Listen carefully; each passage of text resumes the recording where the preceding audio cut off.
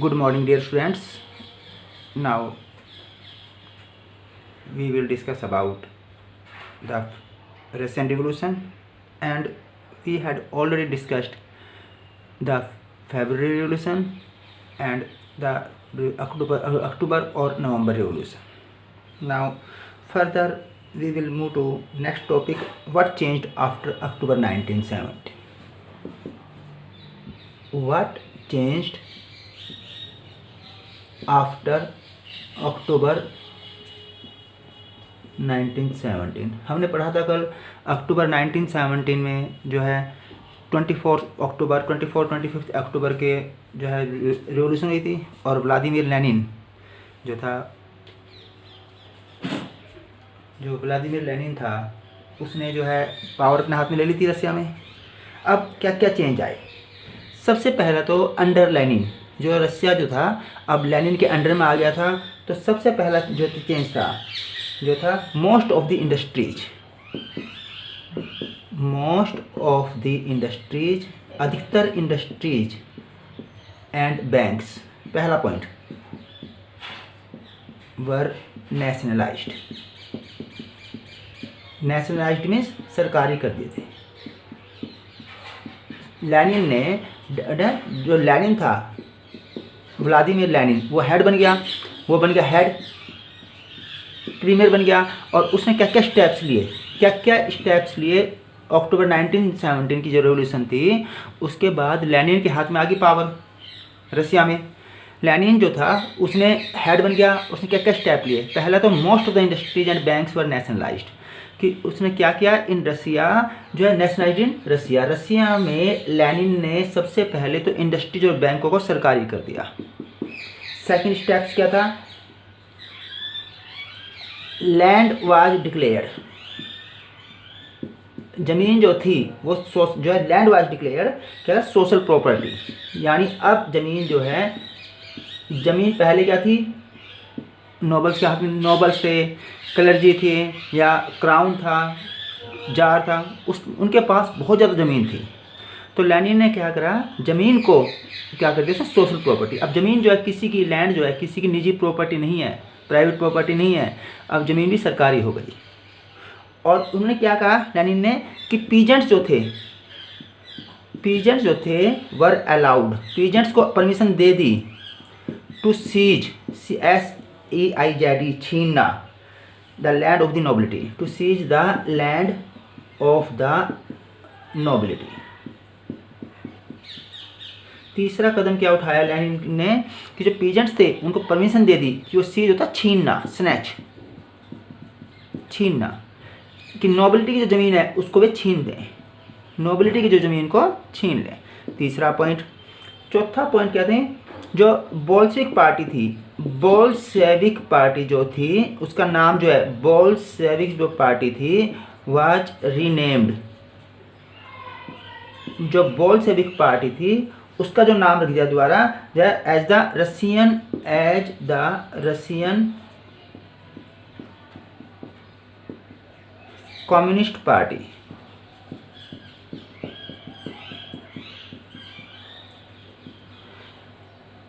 जो Bolshevik party थी उसका नाम क्या रख दिया, रशियन कम्युनिस्ट पार्टी। अब आगे जो फिफ्थ पॉइंट जो है, लेनिन ने इलेक्शन करवाए थे, लेकिन उस इलेक्शन में लेनिन को मेजॉरिटी नहीं मिली। तो उसने क्या करा लेनिन ने डिसमिस्ड कर दी constituent assembly, as he failed to get majority in elections. तो लेनिन जो था उसने डिसमिस कर दी। मैं फिर बता रहा हूँ, पॉइंट इंपॉर्टेंट पॉइंट है। लेनिन जो पॉइंट ऊपर है, फिर दोबारा बोल रहा हूँ, लेनिन ने जो थी डिसमिस्ड यानी भंग कर दी, Lenin dismissed constituent assembly.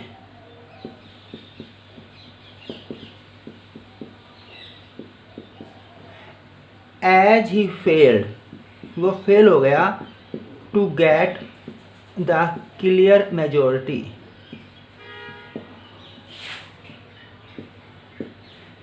In the election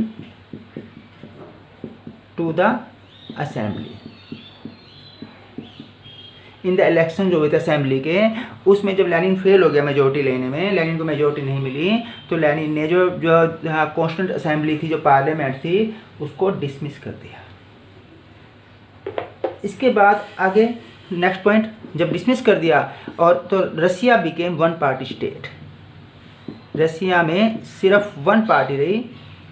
Russia became one party state. रसिया में सिर्फ एक पार्टी का रूल रहा।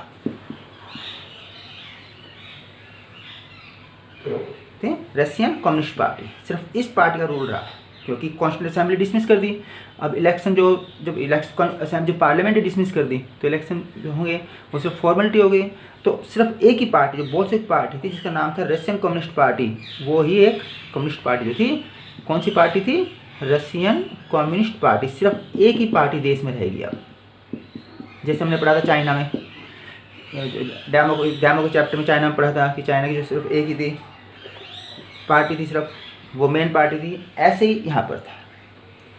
अब आगे आओ, तो ये हमारा था क्या क्या चेंज आए अक्टूबर 1970 में। अक्टूबर 1970 में क्या क्या चेंज आए? सबसे पहला तो जितने बैंक थे, बैंक था, और जो थी बैंक और इंडस्ट्रीज नेशनलाइज कर दी। पहला point, bank and industries nationalised. दूसरा पॉइंट हमने क्या था कि लैंड को जो है डिक्लेयर सोशल प्रॉपर्टी कर दिया। तीसरा पॉइंट क्या था कि रसिया में जो वन पार्टी स्टेट बन गया, और साथ में लेनिन ने डिसमिस कर दी कॉन्स्टिट्यूंट असेंबली। और जो है नेक्स्ट पॉइंट जो था हमारा था कि इस प्रकार से लेनिन जो है अपनी पावर को स्ट्रॉन्ग करता गया। फिर इसके बाद जब लेनिन पावर ले रहा था अपनी, तो सिविल वार छिड़ा देश के अंदर। सिविल वॉर, बच्चों आपको पता है सिविल वॉर क्या होता है? जब देश के लोग आपस में लड़ते हैं, या एक तरफ तो देश की जनता है, people of country, fight against army, police of the country. जब देश की सेना के सामने उसके जो जनता आपस में लड़ती है, यानी गृह युद्ध, सिविल वॉर होता है गृह युद्ध। गृह युद्ध का क्या मतलब है कि एक तरफ जब देश के लोग आपस में लड़ने लगते हैं, जब देश के लोग आपस में लड़ते हैं, या एक तरफ आर्मी होती है, दूसरी तरफ जनता होती है देश की, जब वे आपस में लड़ते हैं तो हम कहते हैं सिविल वॉर या गृह युद्ध।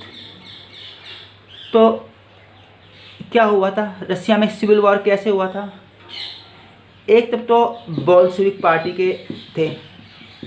बोल्शेविक पार्टी की जो आर्मी थी वो थे रेड। एक तरफ तो रेड थे, एक तरफ थे green.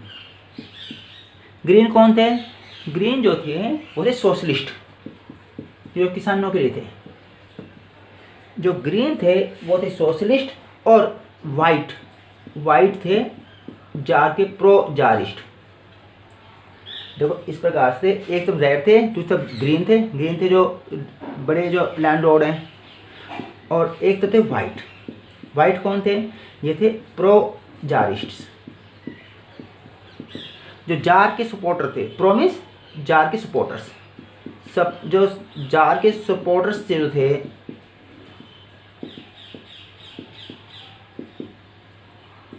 They were called whites. जो जार के जो सपोर्टर थे उन्हें वाइट्स कहा गया। जो बड़े लैंडलॉर्ड थे उनको ग्रीन कहा गया। तो वाइट और ग्रीन जो थे ये एक तरफ थे, और रेड एक तरफ, यानी रेड यानी जो कम्युनिस्ट थे। रेड मीन्स कम्युनिस्ट, यानी जो लेनिन की पार्टी के थे। बोल्शेविक पार्टी के जो थे, बोल्शेविक जो पार्टी थी उसकी जो आर्मी थी, बोल्शेविक आर्मी, वो थी रेड। वर्सेस, लड़ाई किससे हुई थी? Red versus white and green. एक तरफ तो ग्रुप था वाइट और ग्रीन का, एक तरफ रेड। रेड कौन थे? बोल्शेविक की आर्मी। वाइट कौन थे? जार के सपोर्टर्स ऑफ जार। और इधर ग्रीन तो थे जो सोशलिस्ट थे, जो जो विलेज में थे, गांव में थे, सोशलिस्ट पार्टी थी ना, तो इस तरह से आपस में लड़ाई हुई थी इनकी। इस लड़ाई में रेड जीत गए, यानी बोल्शेविक आर्मी जीत गई। अब इसके बारे में पढ़ेंगे। मैं लड़ाई होगी, सिविल वार में क्या हो गया, एक तो बोल्शेविक आर्मी जो थी, कम्युनिस्ट थे, मजदूर थे, मजदूरों की सेना मजदूरों की, ये है अमीर आदमियों की सेना। अमीर में कौन कौन थे? अमीर में राजा के सपोर्टर्स, जो राजा चाहते थे राजा वापस आ जाए, राजा का राज, जार का राज वापस आ जाए, तो वे तो वाइट। जो बड़े लैंडलॉर्ड थे जिनकी ज़मीन छिन रही थी, वे थे ग्रीन। तो अमीर एक तरफ, अमीर वर्सेस गरीब। तो राइट कौन थे? वर्कर्स, वर्कर्स की आर्मी, और ये थे रिच। तो इस लड़ाई के बारे में पढ़ेंगे अब।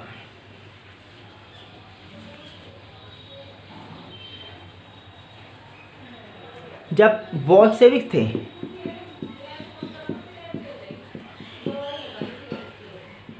ऑर्डर लैंड रीडिस्ट्रीब्यूशन,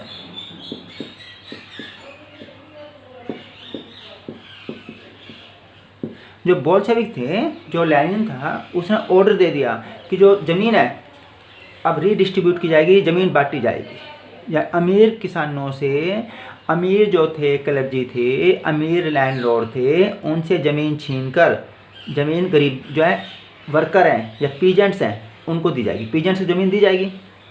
जब ये खबर पता लगी तो क्या हुआ, सोल्जर जो थे,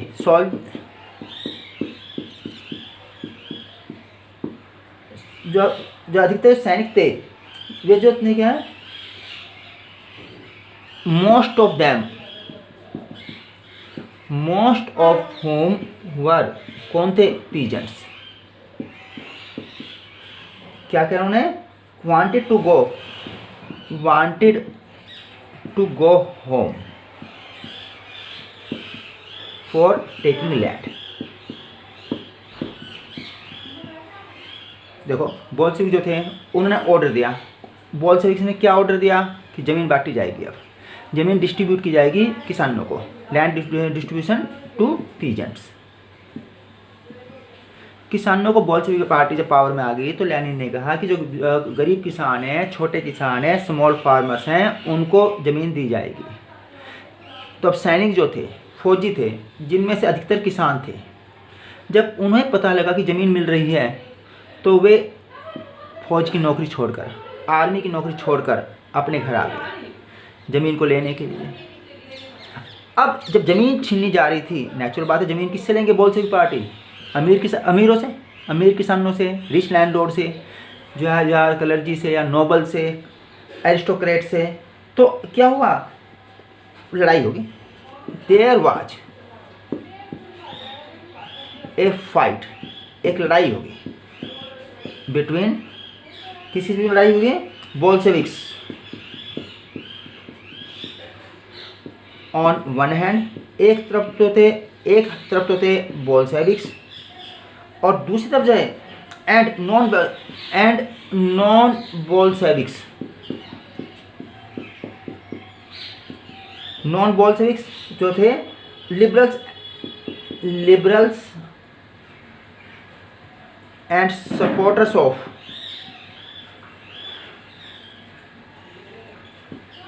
jar on other hand, and supporters of Jar on the other hand. अब देखो, जब सैनिकों को पता लगा कि ज़मीन बांट रही है सरकार, लेनिन की बात से पार्टी है, रशियन कम्युनिस्ट पार्टी सरकार, जो ज़मीनों को, जो गरीब किसान है ज़मीन जो है उनको, जो किसानों को ज़मीन दी जा रही है, तो जो सैनिक थे वे जो है, जो जिनमें से अधिकतर किसान थे, वे अपने घर आ गए, घर जाना चाह रहे थे ज़मीन लेने के लिए। तो अब क्या हुआ, जब ज़मीन जाएगी तो ज़मीन किससे मिलेगी? किसानों को, जो किसान थे उनको ज़मीन किससे मिलेगी? अमीर किसानों की ज़मीन दी जाएगी, अमीर किसानों की ज़मीन छीन कर दी जाएगी। तो अब क्या हुआ, एक लड़ाई हो गई, फाइट, एक लड़ाई शुरू हो गई। किसके बीच में? बोल्शेविक एक तरफ और नॉन बोल्शेविक्स या लिबरल सपोर्टर जार के वो दूसरी तरफ, यानी लड़ाई होगी आपस में। ये जो थे, ये तो कौन थे? रेड, बोल्शेविक रेड थे, और ये सारे जो है, जार हो गया या नॉन बोल्शेविक हो गए, ये हो गए ग्रीन एंड वाइट। जार के सपोर्टर हैं वे वाइट, और ग्रीन जो रिच लैंडलॉर्ड है। अब क्या हुआ, इस लड़ाई में बोल्शेविक जीत गए। बोल्शेविक जो थे वन, जीत गए, वन इन द फाइट। इस लड़ाई में बोल्शेविक जीत गए और उन्होंने क्या किया, and they consolidated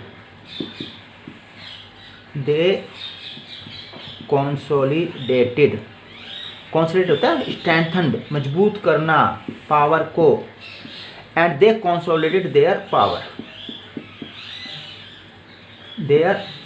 power in the government.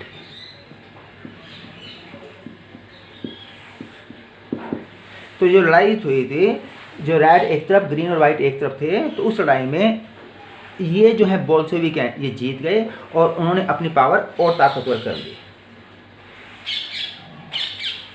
इसके बाद क्या हुआ, सबसे इम्पोर्टेंट रिजल्ट जो था इस लड़ाई का, सिविल वार का सबसे ज़्यादा क्या, the most important result, the most important result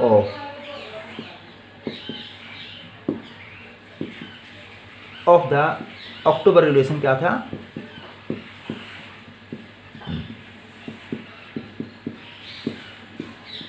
was the क्या था,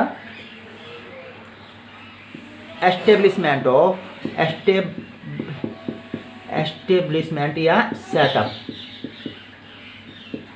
बन गई, क्या, setup of the Soviet Union, setup of the Soviet Union, USSR, union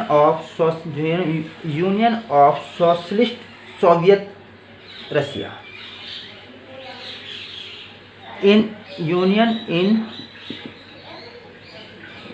December 1922, in December 1922। सबसे इम्पोर्टेंट रिजल्ट जो था अक्टूबर रिवॉल्यूशन का वो क्या था कि सेटअप हो गया, was the establishment of Soviet union, यानी रसिया से अब नया रसिया, पहले रसिया नाम था, रसिया से उसका रसिया कंट्री का नाम जो है, रसिया कंट्री का नाम चेंज इनटू, रसिया चेंज्ड इनटू USSR इन दिसंबर 1922। दिसंबर 1922 में रसिया का नाम क्या चेंज हो गया, union of Socialist Soviet Republic. ये था हमारा सिविल वॉर के बारे में। अब बच्चों अगला टॉपिक चलते हैं हम। अब रसिया में जब USSR बन गया तो making a socialist Soviet, making a socialist society, making a socialist society कैसे बना, सोशलिस्ट सोसाइटी रसिया में कैसे बनी। सबसे पहले तो रसिया में लेनिन ने क्या करा, या USSR में ए न्यू इकोनॉमिक पॉलिसी, सबसे पहला स्टेप लिया a new economic policy, a new economic policy was introduced. सबसे पहला स्टेप जो था, एक नई इकोनॉमिक पॉलिसी को लगाया गया रसिया में। दूसरा पॉइंट क्या है, सेंट्रलाइज्ड प्लानिंग। दूसरा स्टेप क्या था कि सेंट्रलाइज्ड प्लानिंग वाज एडॉप्टेड, यानी सारा काम एक सेंट्रल गवर्नमेंट के अंडर में होगा, सेंट्रलाइज्ड प्लानिंग। जैसे हमारे यहाँ पर जो मोदी गवर्नमेंट लेती है सारे डिसीजन, तो सेंट्रलाइज्ड प्लानिंग वाज एडॉप्टेड, जिसमें क्या क्या था, with 5 year plan, with 5 year plan was introduced, 5 plan was introduced.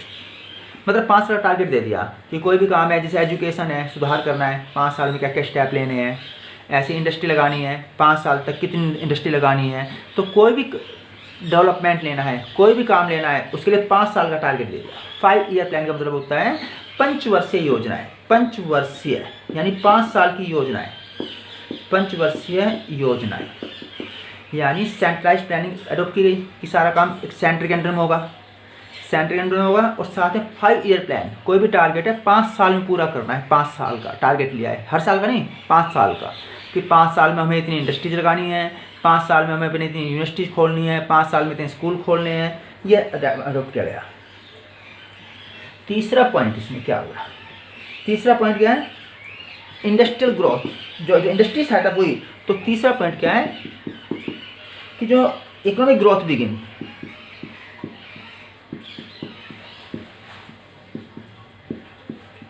Begin with industrial production,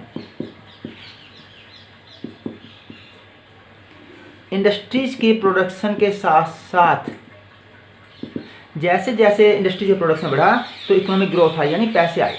economic growth means पैसा आना। जैसे जैसे इंडस्ट्री बढ़ी, फैक्ट्री लगी, कोयले की बजाय बिजली बनाने की लगी, स्टील बनाने की लगी, या बिजली के बल्ब लगाने की लगी, जो भी इंडस्ट्री लगी उससे क्या हुआ, देश में पैसा आने लगा। चौथा point, all the means of production, यानी जो भी चीज़ बनाई जा रही है देश में सब सरकारी, वाज नेशनलाइज्ड,